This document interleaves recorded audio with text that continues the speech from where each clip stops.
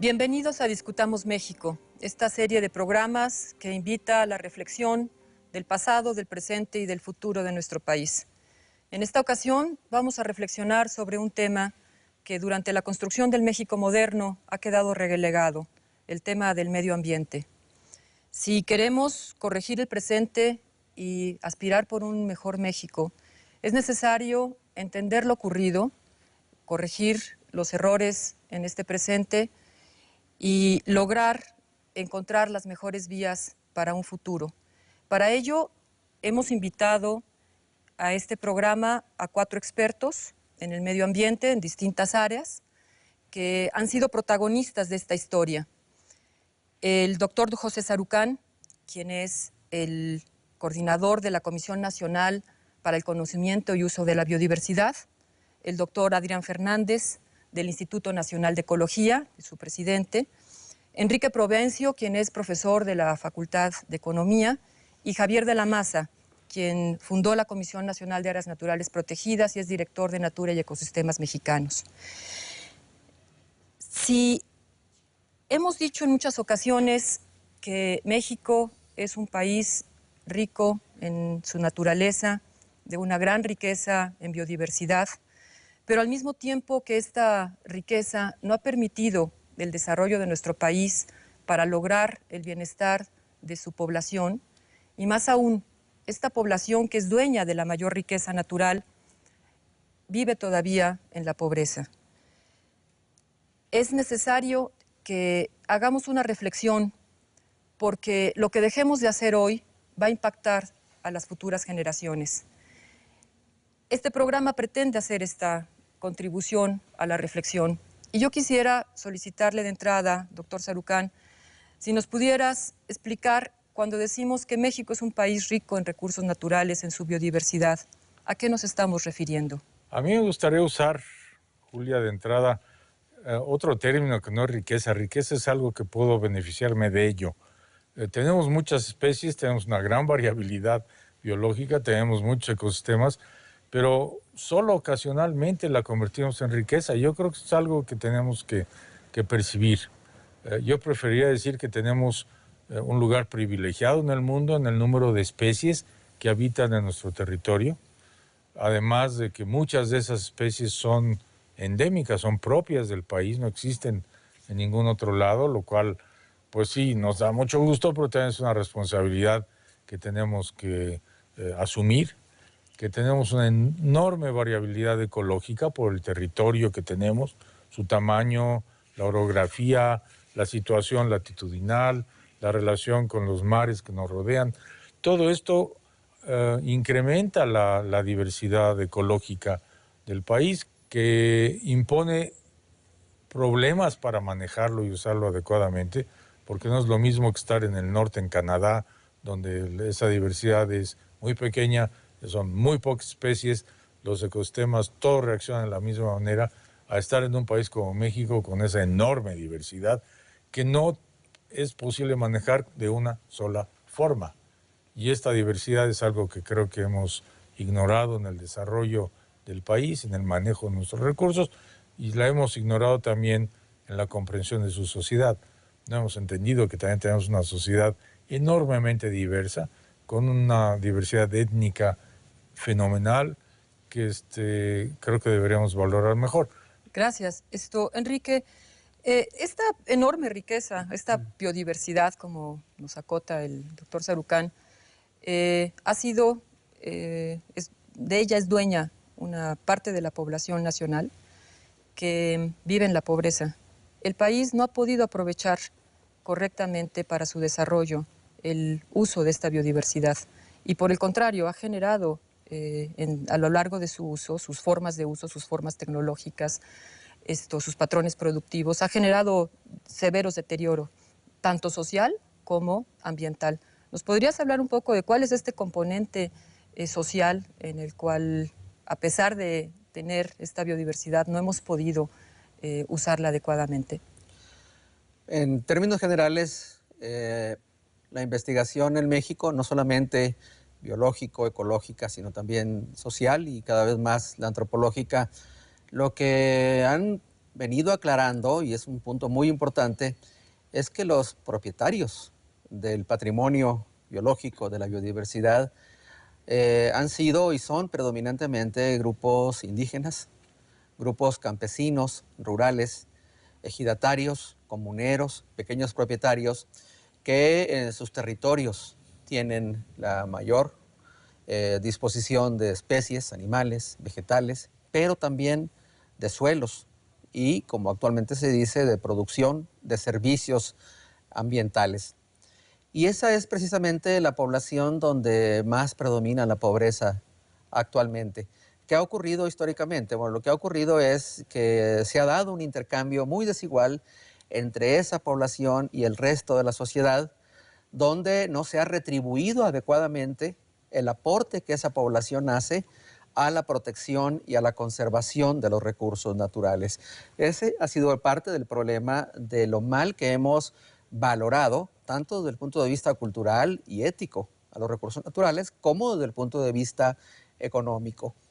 Y ese aspecto es una deuda que la sociedad tiene pendiente con esos grupos de población. Durante algunos periodos, esa riqueza o ese patrimonio biológico, ecológico, ha sido explotado de manera muy irracional. Es una historia particularmente grave que desde mediados del siglo pasado, del siglo XX, empezó a incurrir en un patrón muy abusivo de sobreexplotación de recursos para aprovecharlos y propiciar el crecimiento, abrir tierras al cultivo, expandir la infraestructura de caminos, entre muchos otros aspectos. Hoy estamos en una situación en la cual ni tenemos un gran desarrollo económico-social, ni estamos todavía protegiendo adecuadamente el patrimonio natural. Y ese es un reto que tenemos para las próximas décadas. Y en todas estas formas de uso inadecuado que se dio, el país ha tenido un severo deterioro. Lo podemos manifestar en algunos datos, como es que la mitad del territorio nacional ha perdido su cobertura vegetal original. Con eso se han extinguido especies. Esto ha llevado al límite, a la amenaza, al peligro de la extinción a muchas otras. Javier, ¿por qué si hace un siglo, un poco más de un siglo, quizás es 1896, la primera área natural protegida que se decreta en el país, la del Chico Hidalgo? ¿Por qué después de un siglo y un país que tenía una tradición de uso adecuado de sus recursos y de una cultura de conservación, y que somos bastante pioneros en el mundo en atender el tema de la conservación del patrimonio, por qué todo el siglo pasado es un problema que se nos fue de las manos y el resultado ha sido este proceso de deterioro en el que nos enfrentamos actualmente? Sí, curiosamente, el establecimiento de áreas naturales protegidas empezó a tener una visión de planeación. Estaba muy vinculado a las actividades humanas que necesitaban de recursos naturales, principalmente forestales, y vinculado a los asentamientos humanos. Entonces, una acción muy encomiable de planeación para la conservación de los recursos básicos que necesita el hombre para satisfacer sus necesidades, ¿sí?, se empieza a convertir a lo largo del tiempo, por esa pérdida de la planeación, del uso de los recursos, de la planeación urbana, de la planeación rural, empieza una destrucción, una degradación de estos recursos naturales, y las áreas naturales protegidas se empiezan a convertir en una situación de establecimiento por emergencia, por esa pérdida tan tremenda, por ese impacto que principalmente se da en la segunda mitad del siglo XX. Los recursos naturales se pierden y la única solución poco reactiva que se tiene es el establecer estas unidades de conservación que hoy se consideran, pues, la columna vertebral de la forma en que podemos preservar estos recursos naturales, esta biodiversidad, estos ecosistemas, estos sitios en que la naturaleza puede seguir sus procesos evolutivos naturales, ¿no? Pero hay que reconocer que en estos dos extremos lo que está sucediendo es un mal uso del territorio, ¿no? Una mala entendimiento de la distribución del territorio.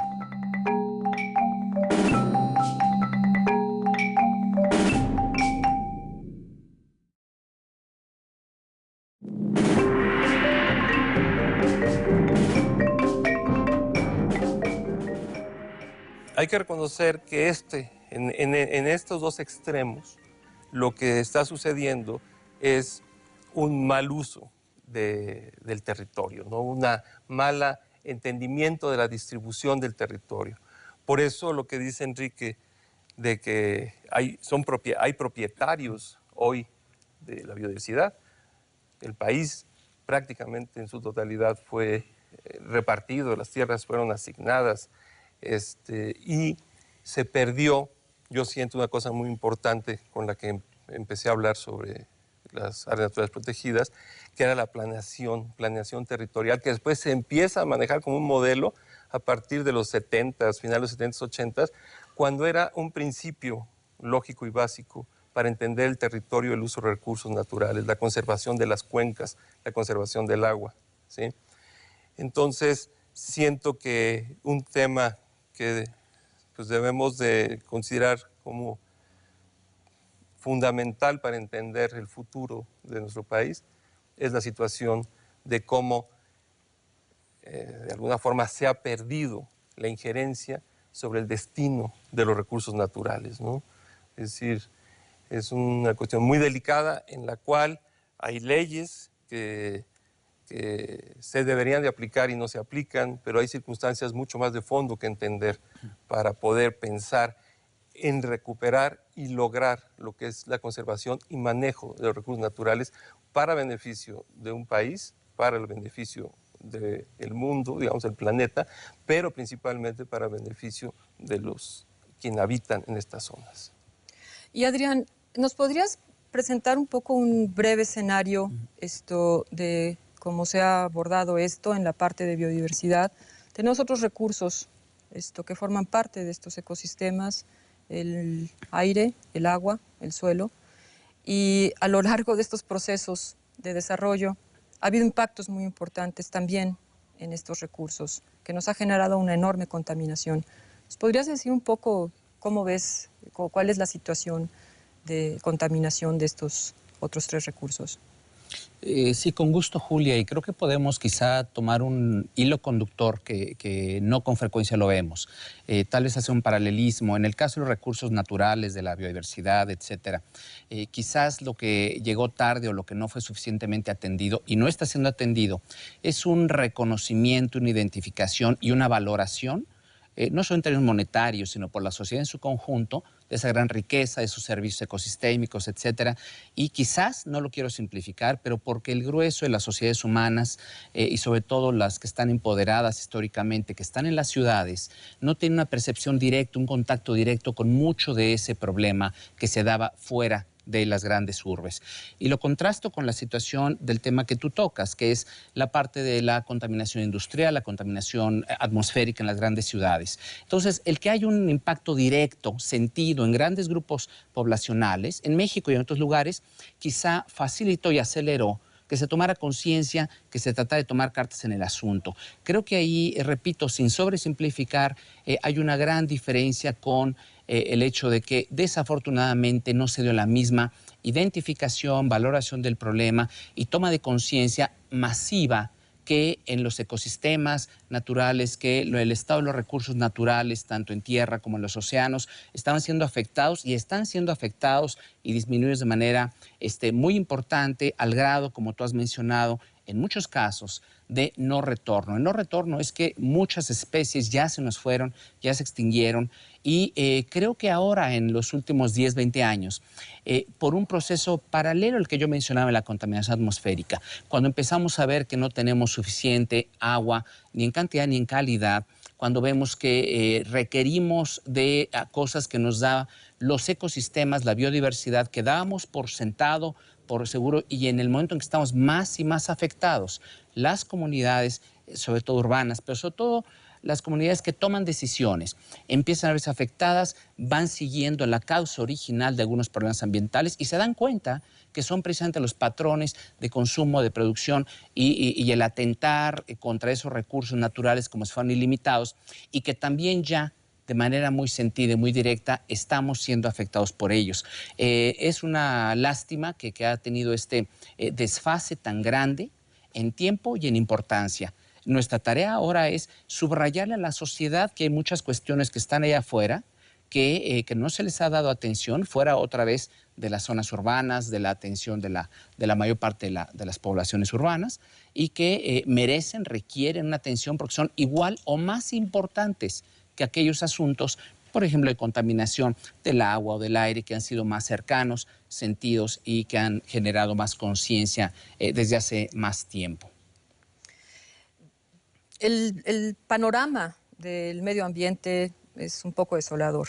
Creo que todos nosotros, cuando estamos enfrentándonos en nuestras clases, en las conferencias, a un público en general que no está muy adentrado a esto y hacemos los largos diagnósticos de la problemática, impacta a la gente. Quizás el público todavía no es completamente consciente del nivel en el que estamos llegando a ciertos límites, en el cual si damos un paso más erróneo, podemos tener un descalabro realmente muy serio.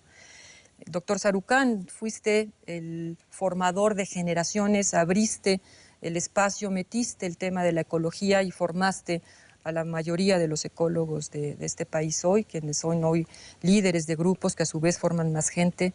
Las organizaciones no gubernamentales, estuvimos en ellas, Javier lideró varias desde su momento. También fueron quienes estuvieron abriendo brecha sobre estos terrenos en estos mismos años 70, principios de los 80, y se fueron creando, el gobierno fue respondiendo con instituciones que al inicio fueron instituciones muy desarticuladas y desmembradas, pero todo esto ha sido un proceso de la sociedad y de gobierno que nos ha llevado a cambios muy importantes. Y no sería explicable el haber producido una obra de esta magnitud que coordinaste, doctor Sarucán, Capital Natural de México, que agrupa a una cantidad de expertos de la reflexión de tema, gente profundamente comprometida con el patrimonio de nuestro país, con este capital natural. ¿Podrías hablarnos un poco de esta obra en unos muy breves minutos? Es muy injusto tener que tratarla. Sin embargo, está dando líneas y orientaciones importantísimas. ¿Nos podrías comentar un poco sobre cuáles son estas grandes directrices en términos de la biodiversidad? Sí, Julia, gracias. Además, gracias por los comentarios, pero yo creo que lo que has mencionado de la falta de información al público de estos temas es un hecho muy real. La gente no tiene noción cabal de la magnitud de los retos y los problemas que estamos enfrentando, ni en la parte de pérdida de diversidad biológica, ni en la parte correspondiente a las amenazas de cambio climático, que son las dos, digamos, las dos caras de la misma moneda, como lo llamo, y necesitamos tener muchos más medios y muchos más escenarios como este para realmente tratar de transmitir y con otros medios esta información. La obra de Capital Natural también, en parte, como decías, no se podría haber logrado si no hubiese habido una serie de mejorías. Yo sé que ahora nos faltan muchas cosas, que tenemos limitaciones, pero el cambio que ha habido en los últimos 30 años ha sido fenomenal. Entonces lo tenemos que reconocer en el área ambiental.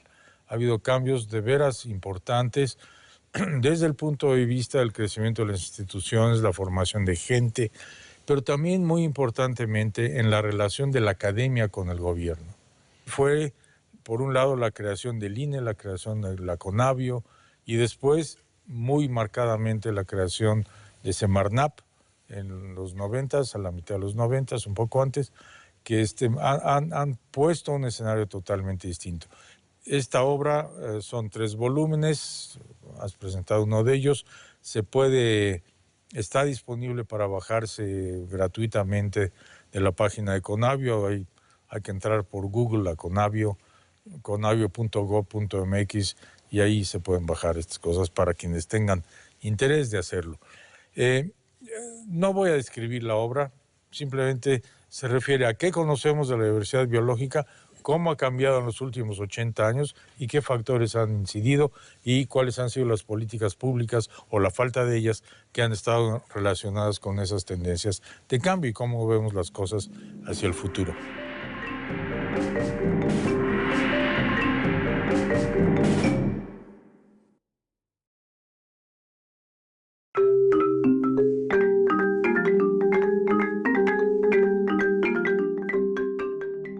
No voy a describir la obra, simplemente se refiere a qué conocemos de la diversidad biológica, cómo ha cambiado en los últimos 80 años y qué factores han incidido y cuáles han sido las políticas públicas o la falta de ellas que han estado relacionadas con esas tendencias de cambio y cómo vemos las cosas hacia el futuro. Pero salieron algunas cosas yo creo que son importantes y las voy a resumir, algunas conclusiones. Primero, que este argumento de que o nos desarrollamos o conservamos, porque las dos cosas no se pueden hacer, es absolutamente falaz. Lo maneja quien no tiene interés de hacer los esfuerzos necesarios para realmente poder tener desarrollo y al mismo tiempo conservación. Podemos voltear la cara al mundo para ver ejemplos, pero no hay necesidad. Aquí mismo en México tenemos ejemplos de que ambos elementos, ambas metas son perfectamente compatibles y es más, el desarrollo se fortalece con el cuidado de los ecosistemas que tenemos a nuestro alrededor. El otro es que ha sido claro que en los últimos 70, 80 años las consecuencias del tipo de desarrollo que hemos tenido sobre el ambiente no han sido incorporadas en la toma de decisiones. Esto es algo que simplemente muy recientemente está siendo, nos estamos dando cuenta de ello y estamos trabajando en ello y ha habido algunas mejorías recientes. El otro es que también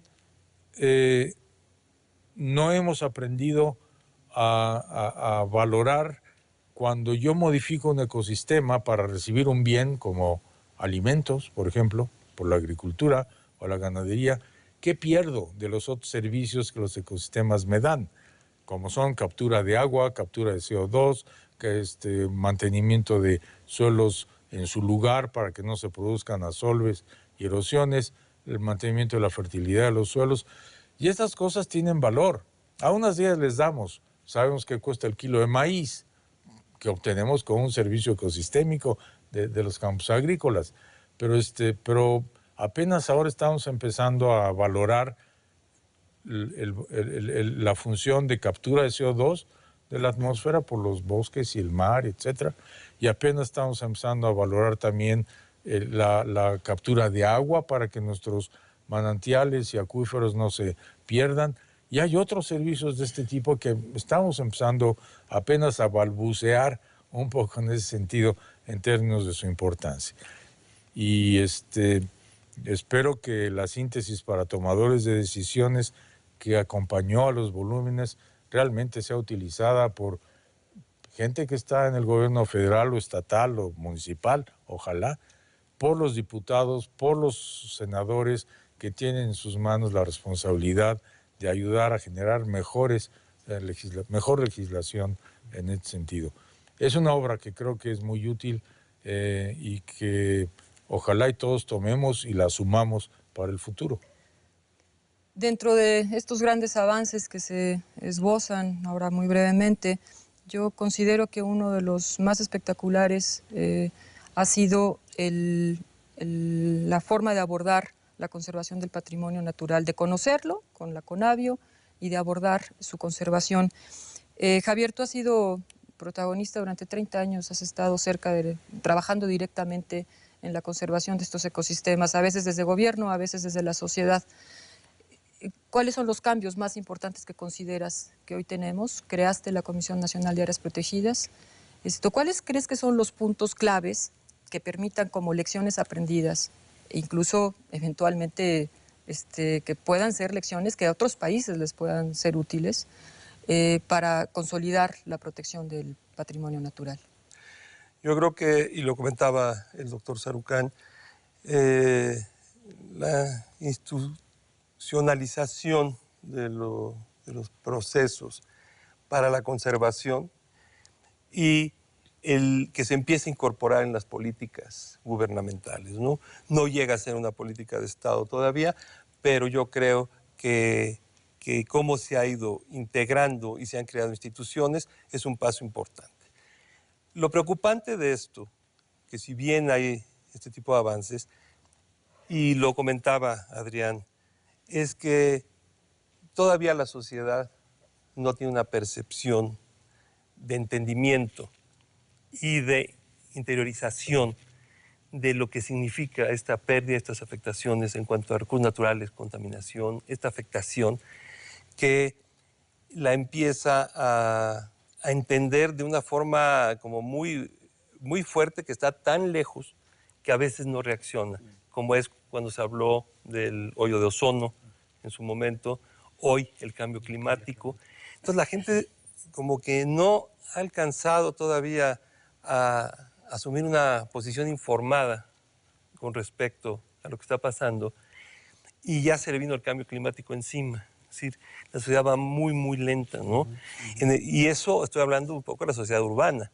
Ahora, si nos vamos a la sociedad rural, tenemos unos problemas de unas visiones muy microrregionales, de problemas muy, muy cotidianos, ¿sí? Entonces, estamos empujando una, digamos, política de acciones de conservación de territorios como son las áreas naturales protegidas y tenemos una, digamos, una reticencia, una resistencia de los propietarios de los terrenos, ¿no? Así como el gobierno otorgó esos terrenos, ¿no? También tiene la facultad de imponer limitaciones por interés público, pero sin embargo se acepta recibir el terreno, pero no se aceptan las limitaciones por interés público. ¿Qué quiere decir? Que en los avances que son importantes, hay instituciones, hay mucho más grupos participando en esto, creo que se ha perdido una visión integradora, ¿sí? Las políticas no son concurrentes. Seguimos con políticas gubernamentales e incluso sociales de la iniciativa privada, etcétera, que no son concurrentes con lo que es necesario hacer, ¿no? Entonces, si bien ha habido grandes avances, creo que tenemos que tender a que el ciudadano se identifique con estos recursos naturales de los cuales depende nuestra vida cotidiana, ¿sí? Y logremos que hay un entendimiento de una línea, una dirección en la que debemos transitar por bien, ahora sí que del sistema global en el que vivimos, que se llama planeta Tierra, ¿no? Enrique, hemos estado escuchando constantemente en las explicaciones de cómo se fue avanzando en cada uno de estos temas, que aparece el tema de las instituciones, el tema de la normatividad, el tema de las políticas, el tema de los programas. Parecería entonces que estamos hablando de estas últimas 3 décadas en un proceso muy intenso en México, que nos abocamos en materia ambiental, muy tardíamente, pero muy intensamente de repente. Llega tarde el tema, pero llega con una base de información suficiente como para empezar a correr. ¿Qué resumen nos puedes hacer de lo que ocurrió entonces en este proceso de formalización e institucionalización del tema ambiental en nuestro país?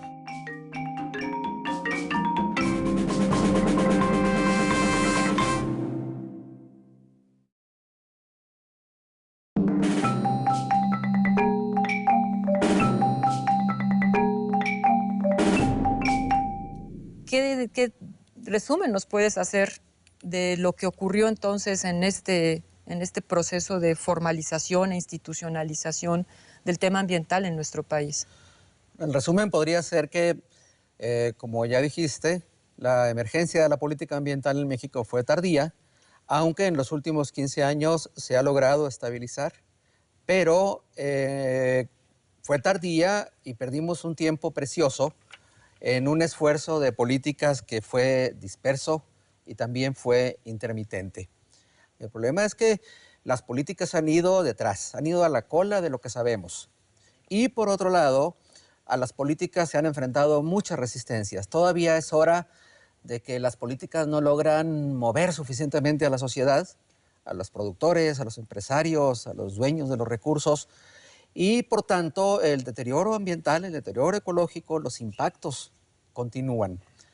Hay una base legal suficiente, pero también necesitamos un paso adicional que hay que dar, que es que hay que hacer llegar la política de manera más firme a los estados y a los municipios. Todavía tenemos una política muy concentrada en los niveles federales del gobierno y un muy bajo involucramiento de algunos agentes clave, entre otros los propios agentes sociales. En los últimos 10 años, los sondeos de opinión de manera persistente excluyen las preocupaciones ambientales y es explicable. O sea, las prioridades ahora son sobrevivencia, son seguridad humana, seguridad pública, y el registro de la problemática ambiental todavía está muy por debajo de lo que merece. Eso sería mi síntesis. ¿No crees, Enrique, que también en esto que comentas de la falta de sensibilidad social, que lo hemos estado ya mencionando, también está ligado la poca capacidad de la sociedad de reaccionar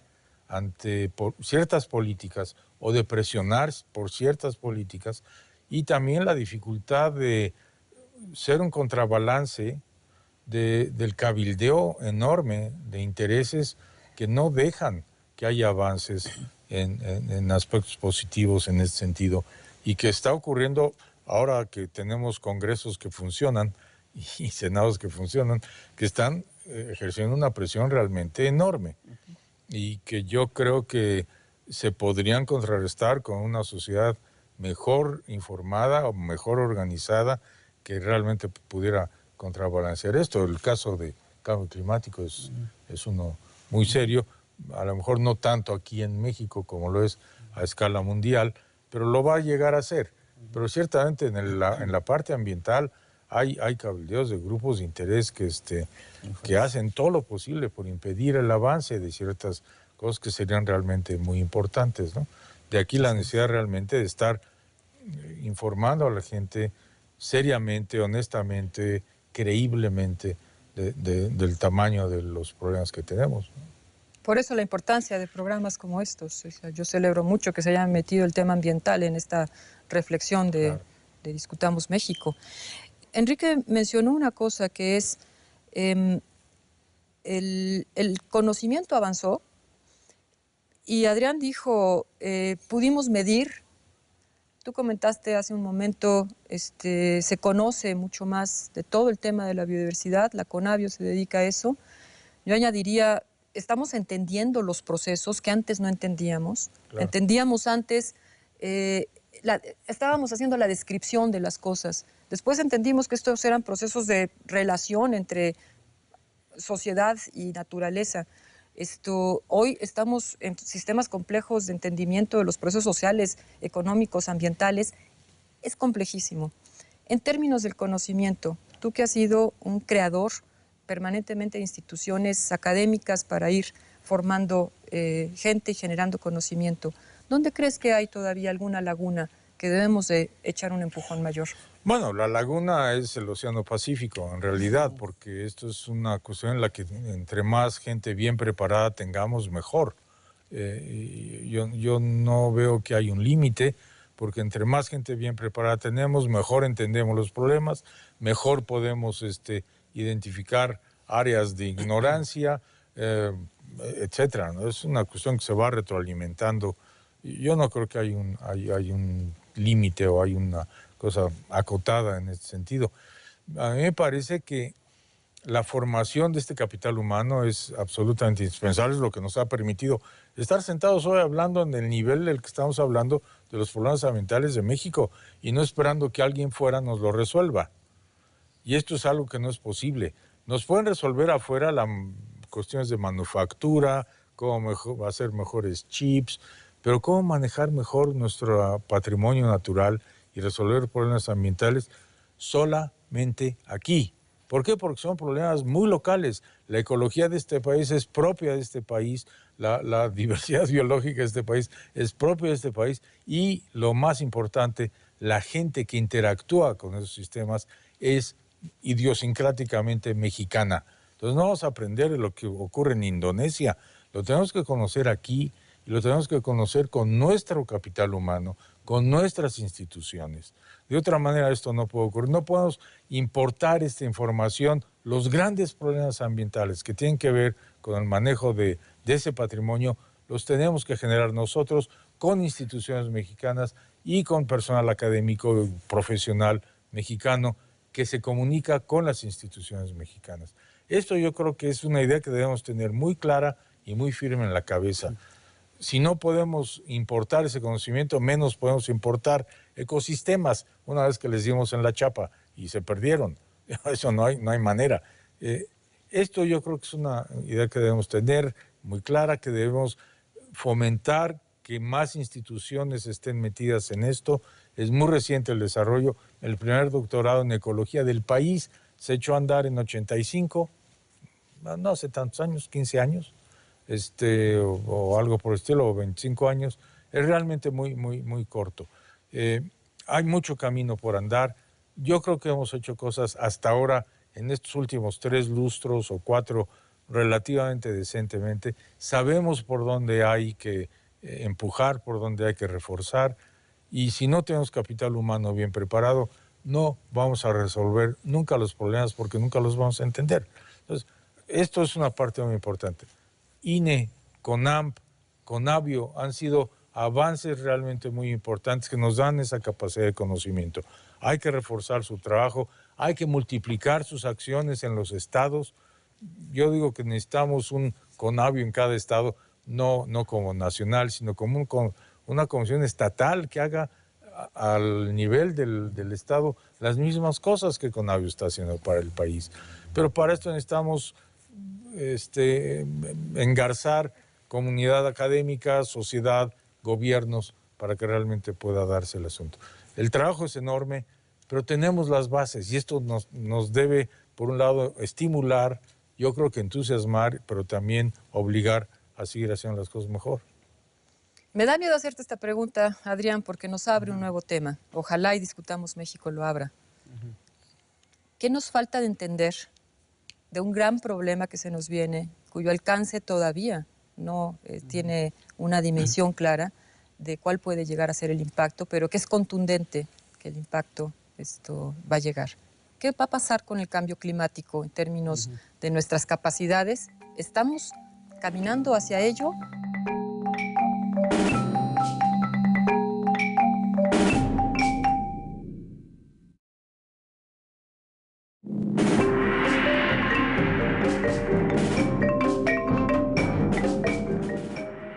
Me da miedo hacerte esta pregunta, Adrián, porque nos abre un nuevo tema. Ojalá y Discutamos México lo abra. ¿Qué nos falta de entender de un gran problema que se nos viene, cuyo alcance todavía no tiene una dimensión clara de cuál puede llegar a ser el impacto, pero que es contundente que el impacto va a llegar? ¿Qué va a pasar con el cambio climático en términos de nuestras capacidades? ¿Estamos caminando hacia ello?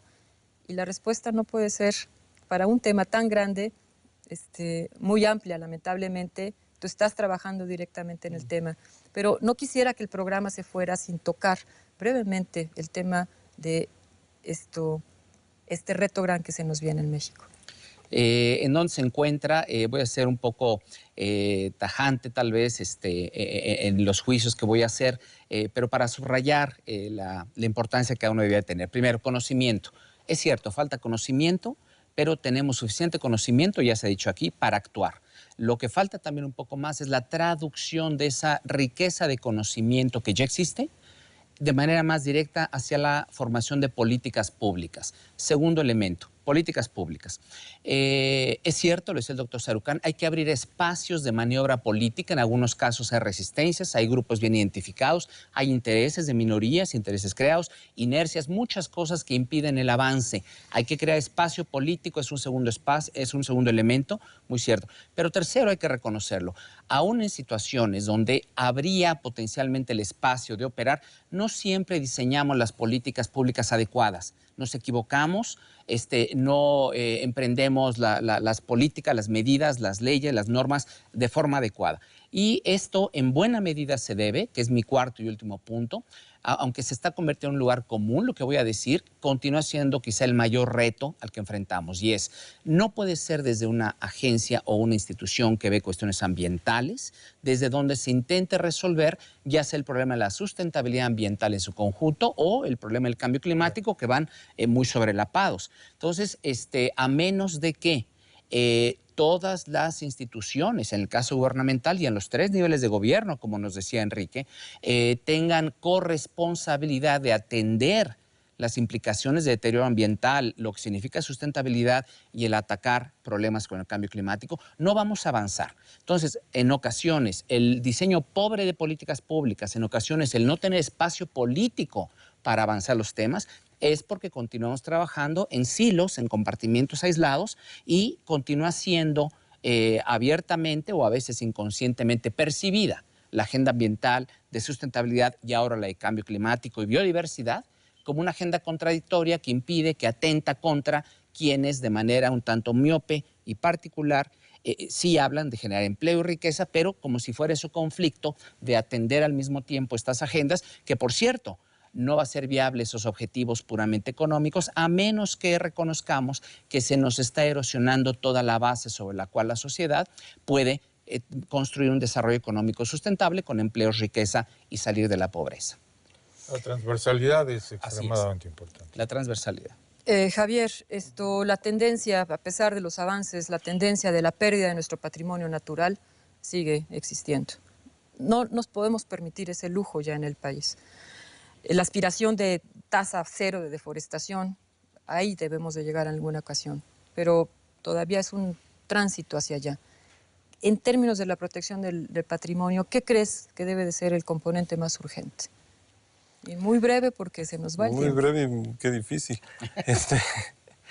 Yo pienso que es el asumir las responsabilidades, ¿no? Sociedad y gobierno tienen que asumir las responsabilidades que significan la conservación del patrimonio natural, porque tiene costos, pero tiene mucho más beneficios en el largo plazo, ¿no? Y cuando se hablan de los costos, ¿no? Yo creo que son mínimos. A veces en cuestiones de las acciones de gobierno, ¿no? Se habla de que no se quiere asumir el costo político. Es decir, estamos hablando del futuro de los recursos naturales, ¿no? De la pérdida de la biodiversidad, de la extinción de especies, y en un momento se habla de un costo político. Es decir, son cosas que yo creo que debemos dejar atrás y que la sociedad asuma responsabilidad, y principalmente, y esta es la parte difícil del entendimiento, es esta sociedad rural la que tiene que entender el rol que juega y la necesidad de participar. No se puede estar, por un lado, un gobierno tratando de establecer una serie de medidas regulatorias y por otro lado, como algunas entidades como de legislación autónoma, así de pequeñitos estados libres y soberanos, que en una asamblea ejidal o comunal deciden que mejor se desaparece un área protegida, ¿no? Es decir, estamos nosotros en un momento muy crítico, en estos momentos de una crisis entre autoridades y sociedad, ¿sí? Sobre todo por un mal entendimiento de la aplicación de la ley, un mal entendimiento de cómo se debe de entender por el ciudadano esta aplicación de la ley, ¿no? Además, y con esto me gustaría cerrar, que antes se hablaba que los temas ambientales eran como de moda, ¿no? Los 70, los 80 era una moda, ¿no? Hoy yo creo que lo que debemos de entender es que es una realidad, la cuestión ambiental es un proceso, es una continuidad que sucede minuto a minuto, ¿sí? Entonces, minuto a minuto algo está sucediendo y la inactividad, la inmovilidad, ¿sí? No lleva a ningún lado. Es decir, empresarios, gobierno, la persona, el individual, en lo individual, etcétera, todos tenemos que tener una posición y una responsabilidad que asumir en esto. Enrique, mi percepción, no sé si la compartirías, si me equivoco. Yo creo que vamos bien, se ha trazado una ruta, pero vamos muy lentos. ¿Vamos a llegar a algún lado? Vamos a llegar, no sé cómo, pero el reto que está adelante es que en las próximas 2 décadas la población mexicana todavía va a aumentar en alrededor de 30 millones de personas que se van a acomodar de algún modo en las ciudades mexicanas, que deberán acomodarse en zonas seguras, que no sean vulnerables. Estaremos llegando a entre 135 y 140 millones de personas que van a requerir más alimentos, que van a requerir más uso de recursos que son finitos y que están muy degradados. El mensaje creo que es claro: discutir medio ambiente y desarrollo en México hoy es pensar apenas para adelante en 2 décadas cómo vamos a hacer para vivir en una sociedad que se abastezca bien, que no degrade más los ecosistemas, que no degrade más los servicios ambientales y que viva mejor. Y ese punto es lo que nos tiene que hacer pensar sobre cómo necesitamos fortalecer políticas públicas, acción ciudadana, acción empresarial, para poder lograr que un México hacia apenas en 2 décadas más, hacia la década del 2030, pueda estar viviendo mejor con recursos que ya no van a crecer, que en algunos casos se pueden restaurar, en algunos casos se pueden recuperar, pero que en la mayoría de los casos van a ser más escasos, finitos. Y ese es el punto, cómo necesitamos acelerar el paso, consolidar las políticas y la acción pública para lograrlo. Bueno, termina el programa, pero la discusión no. Esta discusión tiene que ser permanente en nuestro país, debe de seguir. Yo agradezco a cada uno de ustedes todas sus intervenciones. En cada una de ellas abrieron nuevas preguntas que hay que seguir debatiendo y hay sin duda alguna muchos avances, pero también muchas interrogantes y mucho compromiso todavía por delante. Es un tema joven, pero es un tema que ha ido madurando con rapidez. Sin embargo, sin duda alguna tiene que convertirse en un tema de parte del desarrollo nacional, no como una cuestión marginal, sino parte integral de la visión de este desarrollo nacional, logrando un desarrollo sustentable. Porque lo que es evidente es que lo que dejemos de hacer el día de hoy va a hacer una repercusión muy seria para las futuras generaciones. Muchas gracias a ustedes de habernos acompañado en este programa y a los televidentes de habernos permitido hacer estas reflexiones con ustedes.